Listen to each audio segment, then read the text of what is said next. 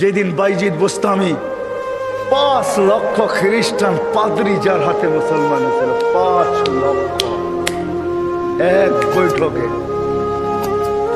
স্বপ্নে দেখা হয়েছিল, সমস্ত পাদ্রীদের মিলন মেলা ছিল। স্বপ্নে আল্লাহ দেখাইছিলেন যে বাইজিদ আজকে এদের পোশাক পরা ভিতরে ঢুকা যা, আমি কিছু করতে চাইতেছি। একবার, দুইবার, তিনবার স্বপ্নে দেখছেন। তারপরে ভাবছেন যে ওই পোশাক পরবো তো পরবো কি করে।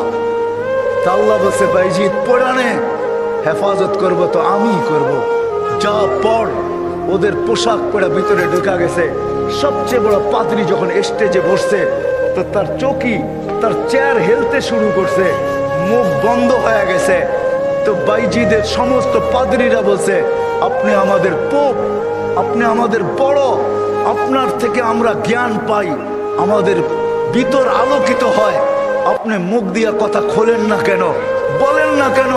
তো পাদ্রী বলতেছে বলবো তো বলবো কি করে, এখানে একজন মুহাম্মদী আছে।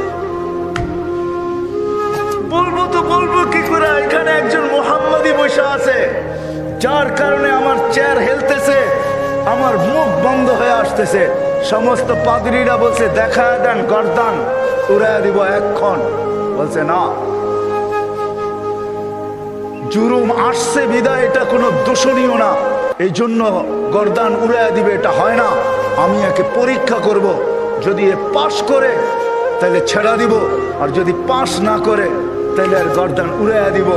62টা প্রশ্ন করছিলেন। 62টা কয়টা? কয়টা? কয়টা? 62টা বলার সময় আমার কাছে নাই, একটা বুঝলাম 62টার ভিতরে। বলছিল কুকুর ঘেউঘের ভিতরে কি বলে। 62টা যখন পুরা বলা দিছেন তো জিজ্ঞাসা করছে আমি সত্য বলছি? তো পাদ্রী বলতেছিল সাদাক্তা, তুই সত্য বলছ। বলে তুমি 62টি প্রশ্ন করছো, আমি একটার জবাব, প্রত্যেকটার জবাব দিছি, আমি তোমাকে একটা প্রশ্ন করব, জবাব দিবে? বলে পড়ো, পড়ো প্রশ্ন। বলে আকাশ আর জান্নাতের চাবি কি? আকাশ আর জান্নাতের চাবি কি? বড় পাদ্রী চুপ হয়ে বসে গেছে। 5 লক্ষ পাদ্রী ধরছে যে 62টার জবাব দিছে, আপনি একটার জবাব দিবেন না, তো দিবেন না কেন? বলছে আমি জবাব জানি, দিলে তোমরা আমাকে মানবে না।